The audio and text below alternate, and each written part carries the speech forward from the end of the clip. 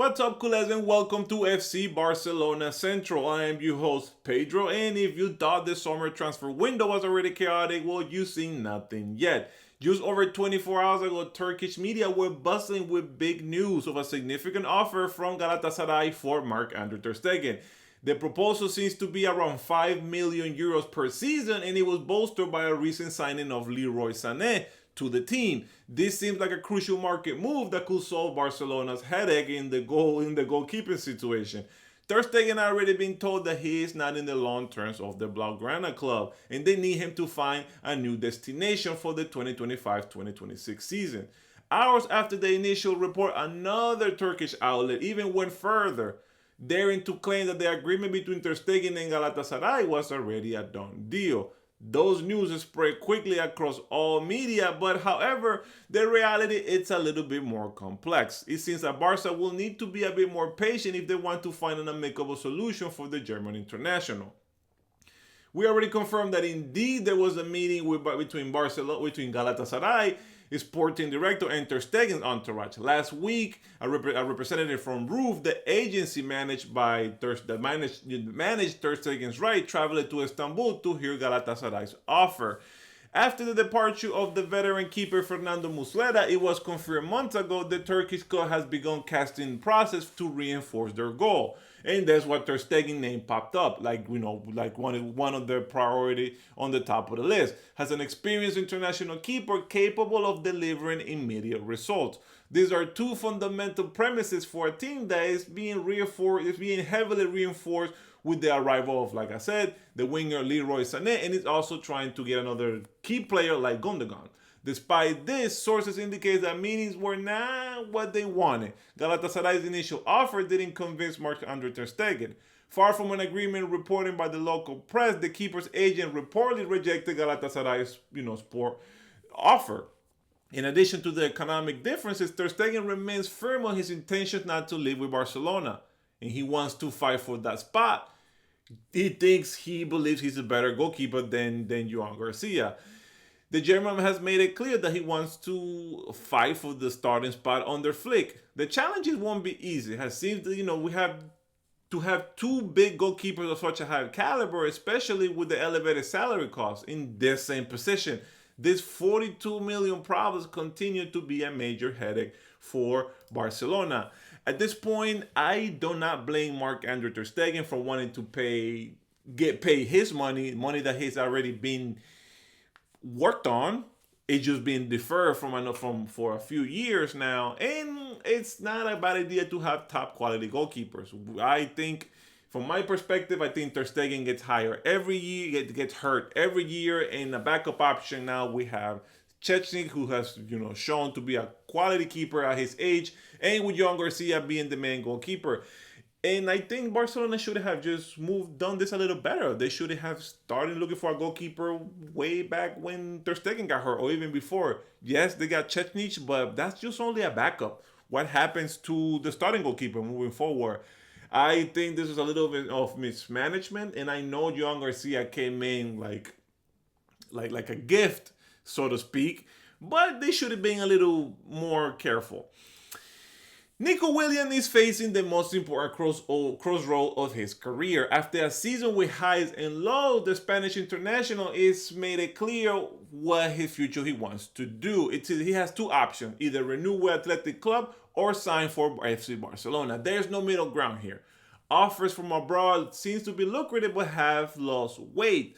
And the player entourage is now working on a single realistic scenario. Either he stays with Bilbao or he fulfills his dream to wear the Blaugrana jersey. He reportedly ruled out leaving Athletic last year. And in private, he made his preference clear. If he leaves, it will be for Barcelona. He wants to stay in La Liga to play alongside his friends and be part of a project that appeals both to him professionally and personally. Barca already had direct contact with the player's agent, and Nico's predisposition is total. He wants to come. He's willing to adapt to the club's salary structure, and even though he's not the sporting team department's absolutely first choice, he has been asked for them to wait before making any other decisions. He believes that he's ready to make a big leap and is not considering any other alternative if it's not to continue as San Mamés. For their part, Atletico has presented him with renewal proposals, including a salary increase and a significantly higher release clause than the current one. The Bilbao club wants to secure their franchise player before he makes a final decision. However, they know in Bilbao that the decision won't be purely economic. If Nico decides to leave, it will be in a conviction that it's time for the player to take the right steps in his career. Right now, the message from the player's entourage is clear. If he doesn't renew, it's because he'll sign for Barcelona. No third option is being considered.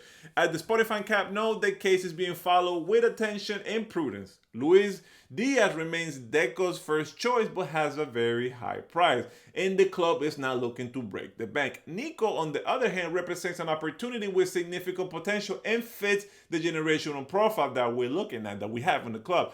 Remember that he's only 22 years old and he's a La Liga player who has a close relationship with one of the best players, the best player on our team, Lamine Yamal, and they are waiting for him to be in the Barcelona club locker room next year. Furthermore, Hansi Flick has already spoke directly with the player. The German coach has conveyed his confidence and explained how he will fit into the system. Nico has Flick's approval, and the technical staff also value his profile, his speed, his driven ability, and his defense sacrifice. A left winger with hunger and natural chemistry with with so much talent in this team. Let's see what happens in the next few days. I think Nico Williams is a very good option to have in the squad. He's very young, he's very raw, and he's a very good friend with Lamine Yamal. This could be the two wingers from Barcelona, could be the same two wingers from the Spanish national team. I think it can help Spain so much having these guys create, a relationship and more confidence. Cash keeps flowing into FC Barcelona thanks to the percentage embedded in the past deal from former La Masia players. And in this case, we'll take Ilaix Moriba. The club tried to keep him, but he and his entourage opted to go to RB Leipzig in 2021 for almost 17 million. Ilaix didn't adapt well and he wasn't playing much for Leipzig since. However, he recently found his form at Celta de Vigo, who just activated his 6 million purchase option, and here comes the smart part. Barcelona will pocket 10% of that transfer, or around 600,000 euros, thanks to a sell-on clause that was agreed upon with Leipzig and a nice little bonus here and there. The saga with him and not just him, but also his family is still ongoing because his brother, Baba Kuarumao, who plays in the juvenile squad, has already renewed his contract and is a versatile defender with a great left foot, which he has a very, very, very good prospect for the future.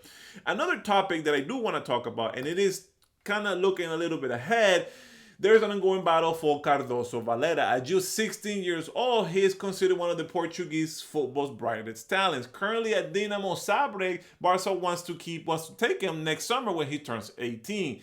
This has sparked a formal complaint from his former club, Porto, who accuses Barcelona of negotiating illegally after he left from Portugal to join the 4th Division Croatian club. Despite Porto's threats, Barcelona intends to proceed with Cardoso's Valera signing. His agent, who also represents Dani Olmo and Joan Garcia and has very close ties with FC Barcelona, in fact, has dined with Deco and other clubs in Barcelona. This Monday, the club Dinamo Zagreb officially announced Cardoso contract renewal until 2028. This move, however, doesn't change Barcelona's plans one bit. And Diario Sport has confirmed that Barca is negotiating for him to arrive in 2026. With this new contract reorganization, his club Dinamo Zagreb aims for a more beneficial operation, reportedly orchestrated by their own president. The new deal could present kind of like Pedri's transfer, a 5 million fixed plus 20 million in variable based on the long-term objective, with Dynamo also retaining a 20% sell-on clause of any future transfer from Barcelona. So for now, the player will remain in the Croatia 4th division for next season. So culés, we have an ongoing situation with Mark ter Stegen saga, an intriguing Nico Williams situation to our very own very smart financial gains. There's truly a never dull moment from the Spotify Camino offices. I want to know what are your biggest takeaways from the news today. Please let me know in the comments below. And if you want to stay on top of all the breaking news and analysis from FC Barcelona, make sure you like this video, subscribe to our channel, and hit the notification bell so you don't miss a single update. You can always find me on Instagram under my childhood nickname Orrutio. Until next time, and Visca Barça.